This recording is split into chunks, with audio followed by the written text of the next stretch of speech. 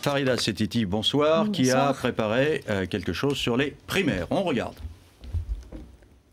Décidément, les primaires socialistes font couler beaucoup d'encre, non seulement au sein même du PS, mais également à droite, où l'on est vent debout contre cette procédure. Il nous faut obtenir des garanties sur la destruction immédiate des listes d'émargement.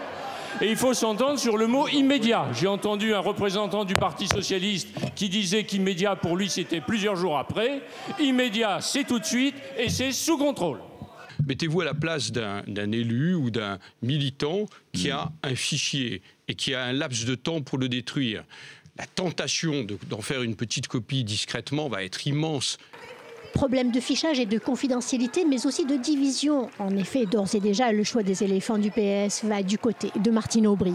Je connais maintenant bien Martine Aubry depuis 3-4 ans. Avant, je ne la connaissais pas. Et pas bien. Et je trouve qu'elle a une solidité, j'allais dire une densité, qui est nécessaire pour exercer cette fonction. C'est une femme qui sait dire oui et qui sait dire non. Martine Aubry, c'est la dame du fer.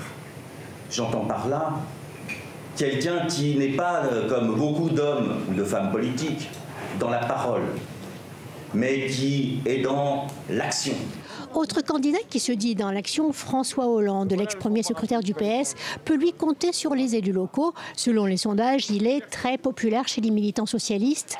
Quant aux autres prétendants à l'investiture, ils devront faire sans les dignitaires du parti. Alors, Monsieur Valls, est-ce que c'est un handicap de ne pas avoir de dignitaires ? Ça peut être parfois un avantage, mais moi je respecte évidemment tous les engagements. Vous savez, dans cette campagne de la primaire socialiste, je vais m'obliger, et je pense que chacun doit le faire, à respecter profondément mes concurrents, mes amis, mes camarades et tous ceux qui font les choix des uns et des autres. On va reparler de ça dans un instant, mais quand même dans ce livre Pouvoir qui a été publié l'an dernier, vous revenez sur le fait qu'il faut changer le nom du PS. Comment peut-on être le candidat d'un parti dont on veut changer le nom? Non, mais vous confondez deux choses. Dans ce livre, et je continue de penser, je vous le disais je crois il y a un instant, il faut transformer profondément la gauche.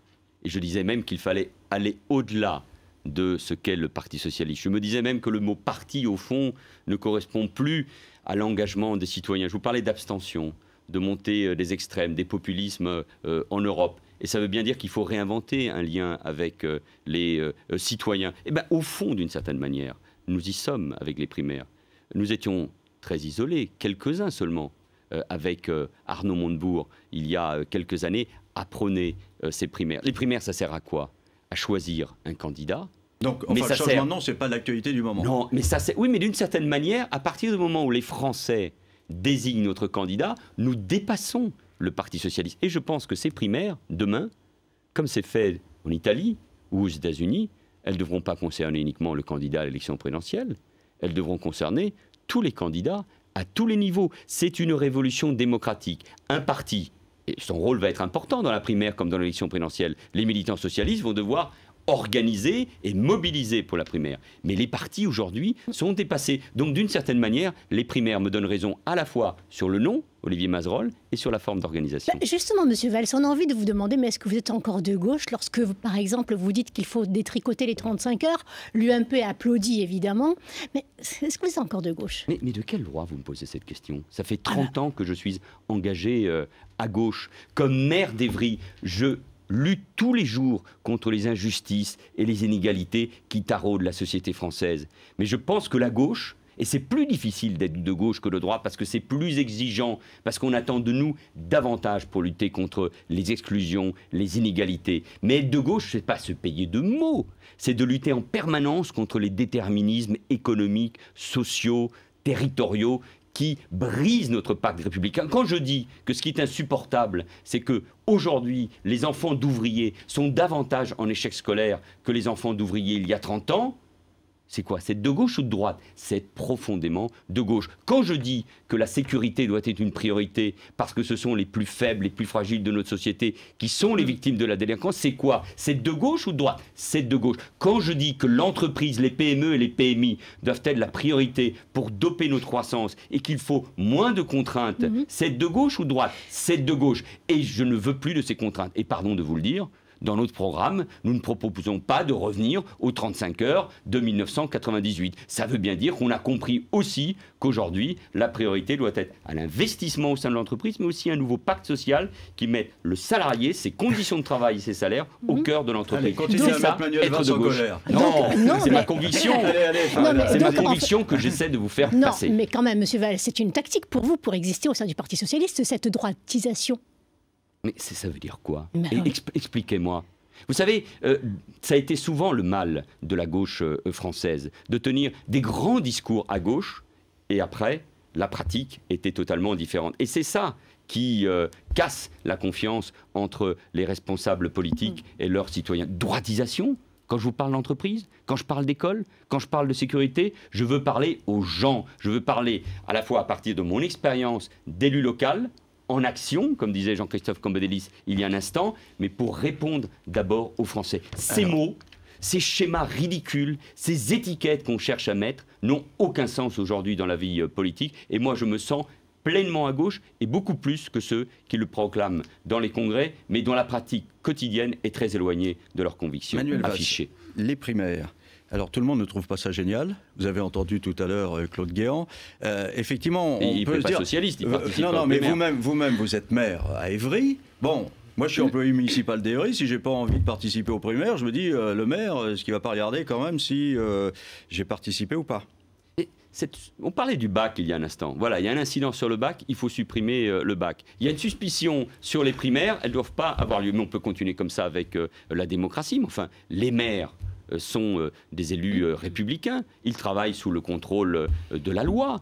Les citoyens peuvent en appeler à la justice s'il y a le moins de problèmes. Mais pourquoi cette suspicion? Mais tout simplement parce que la droite craint ces primaires, craint qu'elles agissent comme une véritable mobilisation. C'est la première fois qu'un parti, et c'est son rôle, c'est écrit dans la Constitution, concourt pleinement au suffrage universel en organisant lui-même un scrutin qui peut, encore une fois, permettre à des millions de Français de choisir notre candidat. Arrêtons avec cette suspicion. D'ailleurs, les primaires sont défendues aussi ou étaient défendues par certains à droite au sein du RPR de l'époque ou de l'UMP. Enfin, qu'est-ce que ça veut dire? Cette suspicion permanente qu'on jette sur un acte profondément démocratique et qui va être pleinement contrôlé. Alors, est-ce que ça ne va pas, les primaires, amplifier les différences, même les divisions entre vous? Tout à l'heure, je vous entendais dire, dans la première partie de l'émission, il faut dire la vérité. Je vais dire la vérité. Sous-entendu, les autres ne la disent pas vraiment. Ça commence mal. Ah bah, c'est vous qui écrivez les sous-entendus. Oui, mais c'est ce que je comprends. Mais voilà, je me dis, si lui